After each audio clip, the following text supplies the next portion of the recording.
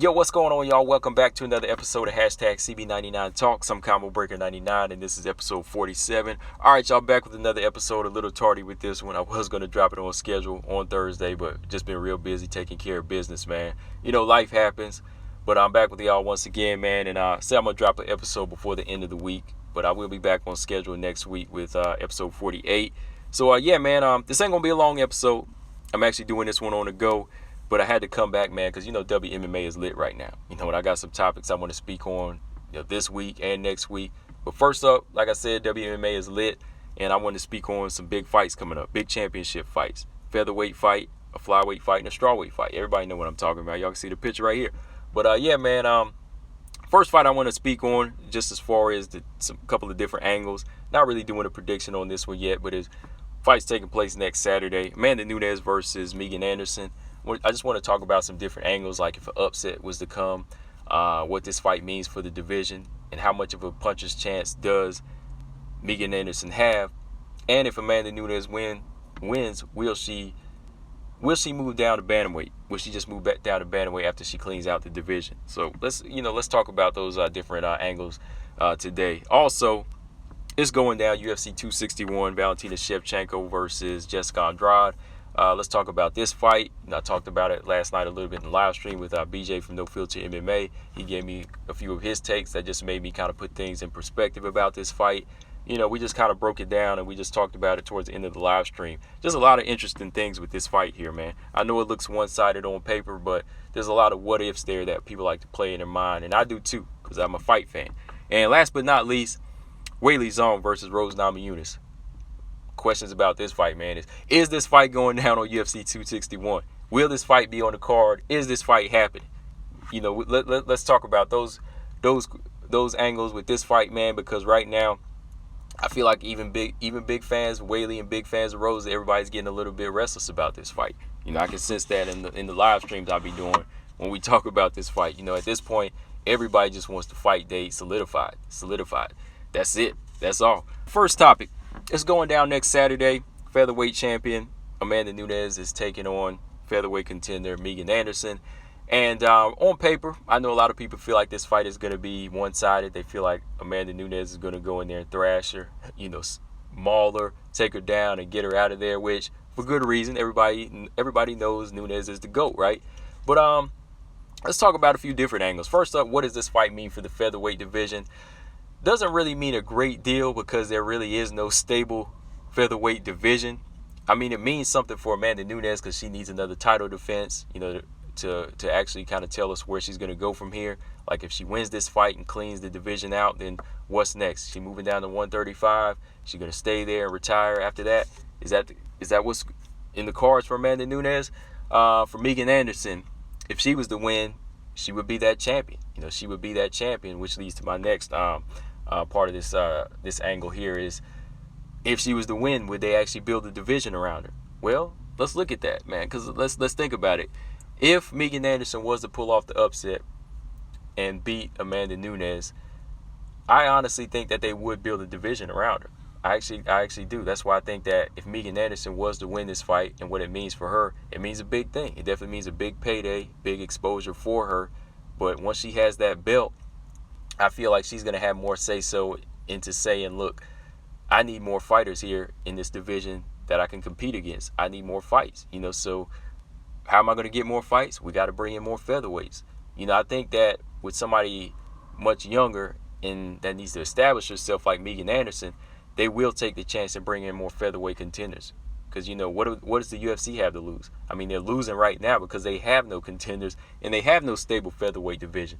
And I was talking about this I talked about this so many times over the past year or so now, where I feel like if Megan Anderson actually had the belt, I felt like the featherweight division would be built.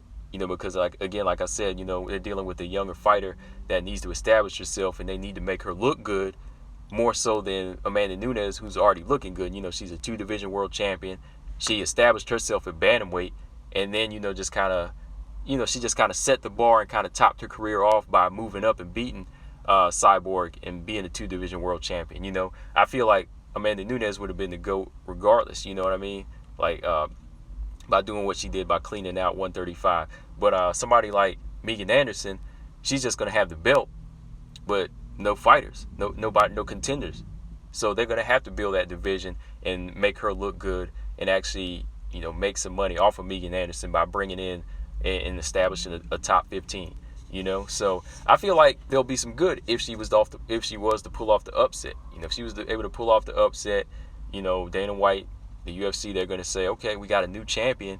Who is she going to fight? Who is she going to fight? What are we going to do? We better get some of these bantamweights that we made kill themselves moving down to 135, move up to featherweight. So I feel like that's going to be it'll be a good thing if she wins. I feel like it would be a good thing if Megan Anderson was able to pull off the win. And I stick with that argument. I think that's going to happen, man. Like, if she wins, which is a big if, they will bring in some new featherweights in the UFC. I know it sounds crazy, it sounds like a big wish, but I think it would happen. As for Amanda Nunes, if she was to win, I think it would just go about the way everything's been going with the featherweights. There's just going to be anarchy. It's just going to be, we're going to put this number one contender in here with this 1-0 fighter. I'm talking about Felicia Spencer versus Danielle Wolf. It's just going to be everybody fighting Zara Ferrer-Santos, or they're fighting Norma Dumont. Just that type of situation. And I honestly think that if Amanda Nunes wins, she might go back down to bantamweight and stay there. Because she does have a potential fight coming up between the Holly Holm Pena winner, Juliana Pena winner. So if she goes back down there and fights a good fight and has some good success with that fight, you could probably see her staying at bantamweight. But I think that if Amanda Nunes wins, it would be the same thing. No division, and just her defending her title against whoever moves up to 145 with no structure to it. But if Megan Anderson was to win, they probably would invest in the featherweight division just to build up this new fighter to reintroduce Megan Anderson to the world, to the UFC fans, to the MMA fans. But last part of this segment, how big of a puncher's chance does Megan Anderson have? Well, I feel like she's a very calculated puncher, which I talked about in some of my other videos leading up to this fight. I feel like Megan Anderson is a very strong puncher. She's got a deadly right hand, and her puncher's chance is great if that's what she really focuses on going into this fight, because we already know that Amanda Nunes has the tools to nullify whatever Megan Anderson brings to the table. So I feel like it's up to Megan Anderson to go through drill after drill after drill, working on being a puncher in this fight. Don't try to fight on the ground. Don't give Amanda Nunes any chance. And if you invest in just being the puncher in this fight, working the angles and working the distance and using your reach full on and not playing into anything that Amanda Nunes has, then I feel like she does have a great puncher's chance in this fight. Because all it takes is one hit from Megan Anderson. If she puts you on wobbly legs with just one good right hand to the temple, she can go in and finish you off. So I think that this has to be a fight where Megan Anderson has to take full advantage of the few things that she has over Amanda Nunes. We know she has more power, so her thing has to be the power. She has to work on every angle of the power and how to deliver it, how to be technical with it, how to just be a calculated puncher in this fight with it. You have to be that type of fighter. Don't try to make this an even fighter. Say, oh, I worked on my ground game. Oh, I can fight her on the inside now, or I can fight her on the ground. I can fight her off my back. You don't want to give Amanda Nunes any chance. You want to make sure that everything you have is multiplied by 100 in this fight. You want to make sure that you can use every angle of your punching power and every angle of your striking over Amanda Nunes in this fight. So if she does that, then her puncher's chance goes up. Her puncher's chance stock goes up major.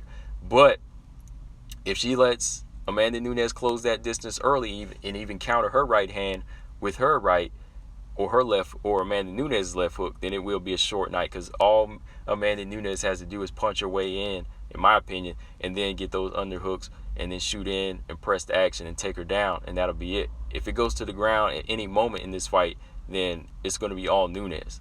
It's going to be all Nunes if it goes to the ground.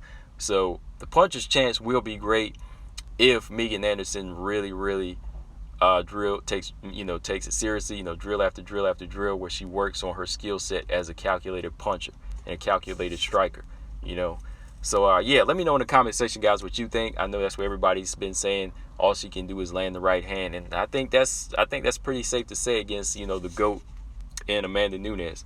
So yeah, man, let's move on to the next topic here.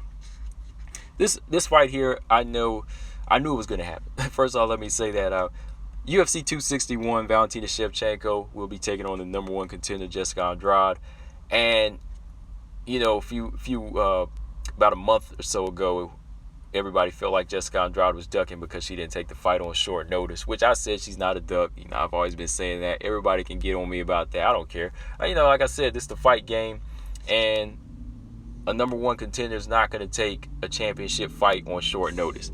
They're not going to take it on short notice after they just fought, even if that was a short fight. They're going to take their time to build this fight up, and promotions should think smart about this fight and say, hey, we got to build this fight up. This is big. This is one of the biggest flyweights we have. We actually have a flyweight that wants to challenge Valentina Shevchenko. We got to take advantage.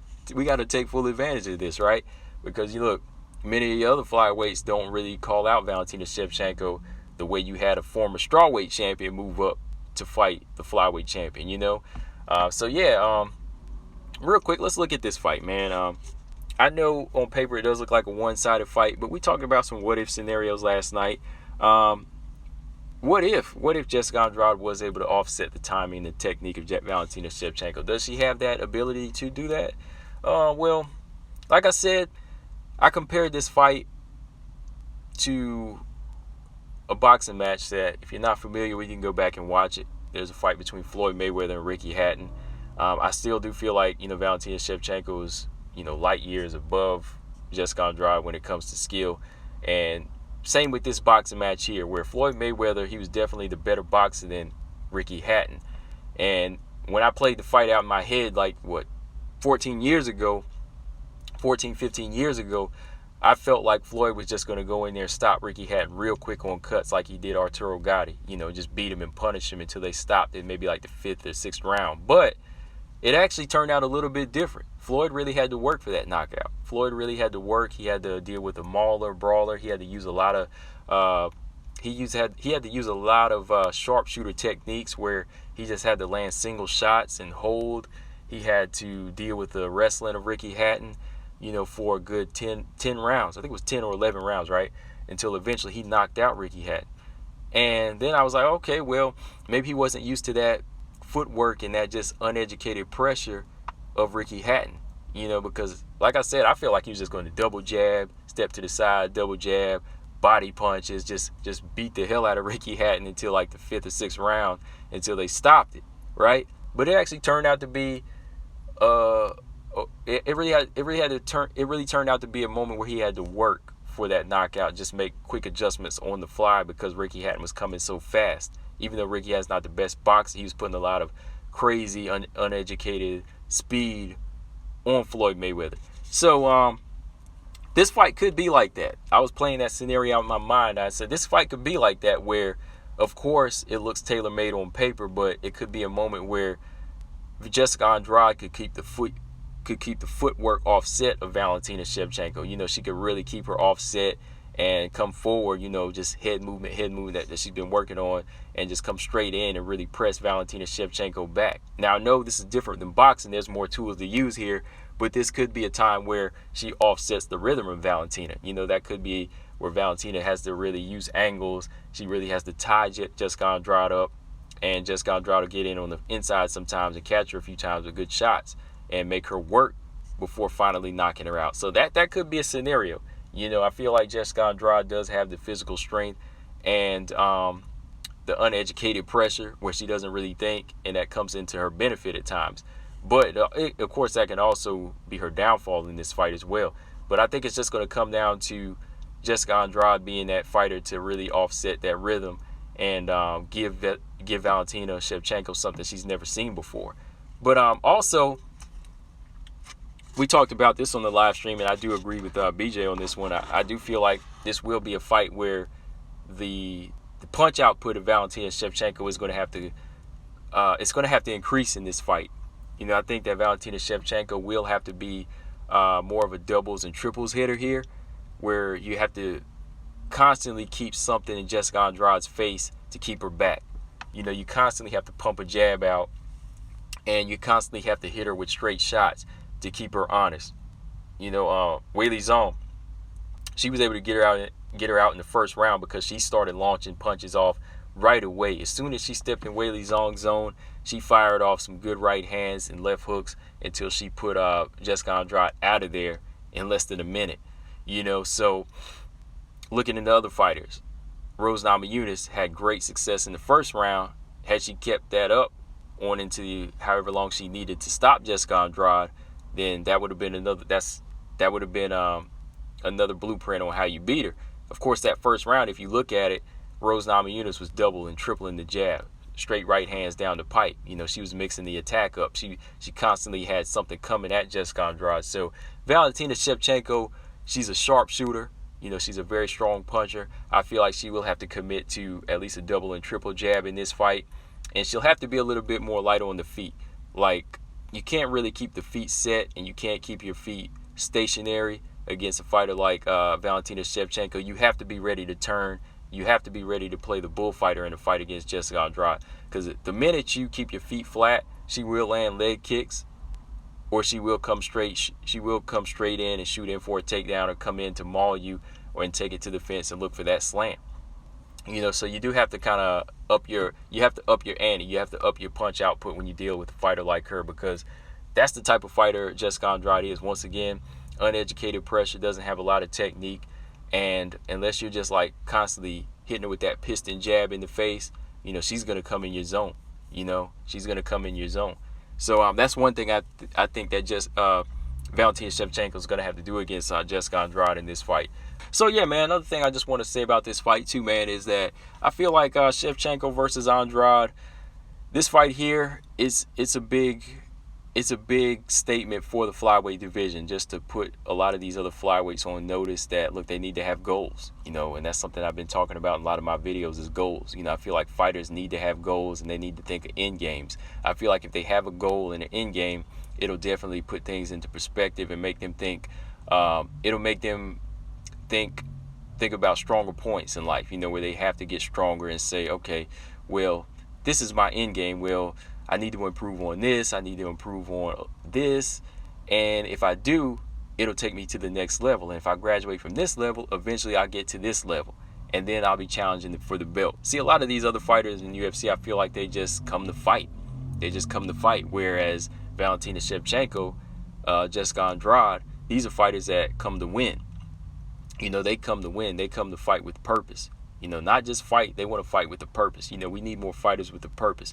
Like some people say, they feel like some of these fighters, they just want to be in the UFC, and that's good enough for them. But to me, I feel like if you're going to be a fighter, you have to have an end game to it. You know, nobody wants to fight forever. You know, you can't keep putting your body through training session after training camp after training camp and just think that you're going to be able to do that forever. No, everybody has an end game. And I feel like Jessica Andrade has an end game. You know, of course, Valentina Shevchenko, she has an end game. You know, she said it in the past that she doesn't want to get brain damage. She doesn't want to be a fighter on that level. Then we have young fighters like Miranda Maverick who also have that goal-oriented mindset where they say, look, I don't want to be in this game forever. I don't want to be 35 in like the top 50. I want to be either the champion or be done at this point with the sport of MMA. So I just feel like, you know, a fighter like Jessica Andrade, you know, taking this chance once again, moving up, lets you know that every fight she takes, she wants to have a purpose. You know, she's a fighter that likes to fight with high stock. You know, some people, when she first moved up, said, oh, she doesn't deserve a title shot. She just lost back-to-back fights to Jessica. Jessica Andrade just lost 2 back-to-back fights to Weili Zhang and Namajunas. Well, you know, look at her resume. She still has a lot to stand on. So if she doesn't have anything to prove in 115 anymore, then she does have a resume and a leg to stand on where we can give her a pass to say, okay, you want to move up and eventually get a title shot at flyweight? Well, fight so-and-so. Well, let's fight Caitlin. Let's put you in there with Caitlin Chikagian. If you get past her, that'll secure you a number 1 and number 2 spot. Boom. She gets Caitlin Chikagian out of there. She secures a title shot.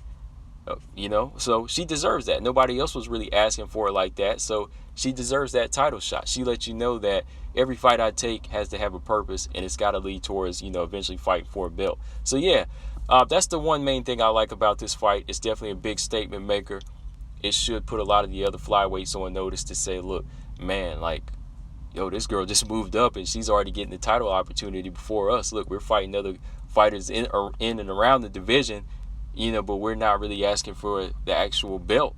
We're not actually asking for that title eliminator that'll lead us to a title shot. So I like this fight. I definitely like this fight. I think it's going to be a good fight.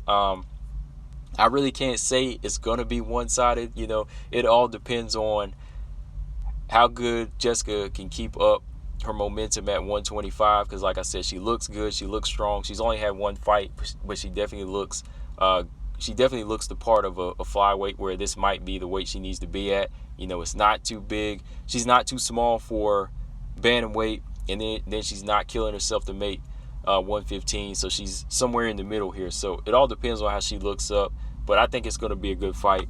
Of course, right now I do lean towards Valentina Shevchenko for a lot of good reasons. a lot of good reasons. But again, this is going to be a big statement maker, and all these other flyweights, they need to take an example from Jessica Andrade leading up to this fight here. But last but not least, this topic here: is this fight going down? Is this fight going to happen? Weili Zhang versus Rose Namajunas. Now, this fight was also in talks to be scheduled for UFC 261, right? April 24th. It was supposed to move from Singapore back to the U.S.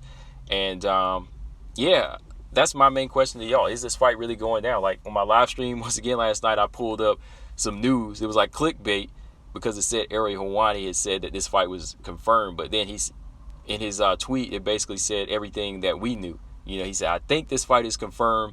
It doesn't say anything's official yet, but this fight is being talked about. So that's all we know right now, that negotiations are going down and that they're looking to put it on the UFC 261 card.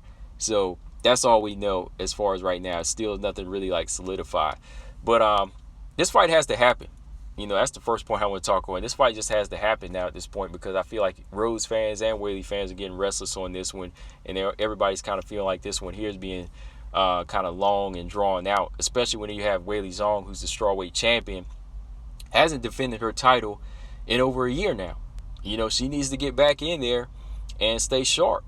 That's why I was talking about this too. I also feel like in between that time, I would have been cool with Weili Zhang getting another title defense first before this Rose Namajunas fight. Like, if Carla Esparza answered that call and she wanted to fight, whether you like Carla or not, look, I like Carla. She's all right. I just feel like you could put her in there. Of course, I wanted to see the Rose fight, but if Carla's asking for that fight and Weili needs a title defense, put him in there. Let the fight happen, because I think this fight between Weili and Carla could have happened probably like in November or December, and we still have a good fight between Weili and Rose by April. That would have gave the champion a chance to stay busy, stay active, get another bag in the meantime, and build herself up as a champion. Because right now, Weili Zhang is still riding off the fight of the year of last year, which was again at the beginning of last year. So I know there's a lot of different things going on with the COVID restrictions and as far as travel for Weili Zhang, but I feel like there could have been some type of situation where they could have got her a fight. Everybody else has been fighting. Everybody else has been fighting in the UFC. Well, why couldn't we get a fight with her? But leading up to this now, I feel like this fight has to happen now, because, again, the champion has to stay active. We need to see where Rose Namajunas stands as a title contender. Can she earn her belt back? And that's the next question. Do you think Rose Namajunas has a great chance of earning her belt back? I think she does, man. I think she does. I think this is actually a 50-50 fight. I think that, Weili Zhang versus Rose Namajunas is really going to be a chess match at times. It's not going to be as explosive as Weili versus Wmma, because styles make fights. And I think Rose Namajunas really won't play into everything that Weili does. She won't react off of everything. I think this is going to be a fight of, two fighters that really appreciate martial arts, and they're really going to go in there and try to test the skills of each other. So, yeah, I really like, look, look, I'm like everybody else at this point. I really want this fight to happen. There's not really much news I can find as far as that says, oh, Weili agreed to this, Rose agreed to that. But I am like most of the other fans at this point with this fight. I'm getting a little restless with it because I think it is the fact that we are used to a lot of these strawweight fights just being made just like that, you know. But at the same time, I think this is one that has been kind of drawn out because, again, Weili hasn't been in the octagon for over a year now, right? So it's not that much for us to ask to say, look, can we get this fight finally? Look, can we get it on the same card, you know? And that's another question. What do y'all think, man? If this fight is on UFC 261, what's going to be the main event? What's going to be the co-main event? Will Weili versus Rose be the main event, or Shevchenko versus Andrade be the main event? Me personally, I actually think that Weili versus Rose should be the main event. I think this is the fight that everybody's been waiting for, and just because I feel like the strawweight division is the most competitive division, you know, and it's the return of the champion who hasn't been in there since March, March of last year, February last year, right? Correct me if I'm wrong. It was the beginning of last year, but yeah, the champion hasn't been in there that long, and this champion had fight of the year of last year, so everybody's going to be looking for that fight. So I think that this should be the main event. It's the return of Rose, you know, the former strawweight champion. I think there's a lot that builds this fight up as a main event. You know, Valentina Shevchenko versus Andrade, that's a good fight too, of course. But there's a lot of people that feel like this is going to be a one-sided fight. So if we're going to look at it as far as significance in the caliber of fight, if it's going to be one-sided, then I really don't want to see a one-sided match as my main event. You know, I want to see a more competitive fight to cap off my night. You know, of course, it's a good fight, but if they put Weili Rose on this card, then that has to be the main event just because it's the major division. You know, Weili has a lot of followers. Rose has a lot of followers. You know, she's a popular fighter, so that would kind of be a better cap off for the night. You know, so that's just my opinion. Let me know, guys, what y'all think. If y'all want to see Weili Rose as the main event or vice versa. I think it'll be a big night for WMMA though, man. It will make it lit. So yeah, man, that's pretty much all I got on this one. Like I said, I just kind of want to go back and talk about a few angles. I'm going to talk about these fights more, of course, you know, until we get them. So let me know, guys, in the comment section. I just want to drop in with y'all, do this quick podcast episode on the go. Just kind of give you my thoughts on everything going down. But yeah, man, it's getting lit in the world of WMMA, but at the same time, there's a lot of shake-up news for WMMA. You know, Invicta FC is leaving UFC Fight Pass, but from what I hear, there might be some good news on the horizon for Invicta FC. You know, so as long as we have that, you know, if they put it on a better platform, maybe things will be better. So yeah, man, I'll talk about more on Invicta FC again. You know, I did a quick video already, but you know, I'll talk about Invicta FC as, you know, more and more updates come on it. But yeah, guys, that's pretty much all I got on this one. Just want to come through and, you know, chop it up with y'all real quick and do this episode on the fly. And like I said, be back on my regular scheduled programming next Thursday. So yeah, guys, make sure y'all subscribe. Make sure y'all follow me on Instagram. Boxing fans, go to All Boxing Everything, or follow me at ComboBreaker99. And yeah, make sure y'all subscribe to the YouTube channel. You know, it's growing. Thanks to my new subscribers. You know, thanks for always coming through to the live stream. And, you know, if you want to donate to the channel, help me make the channel grow, add more different things to the channel. Just drop some in the Cash App there, which I have posted on all my live streams. Info is going to be in the description box, of course. And yeah, man, it's been going down, man, over here. You know, I've just been building the channel up. You know, I've been having more and more followers come through, and I appreciate everybody that's been, you know, riding with me.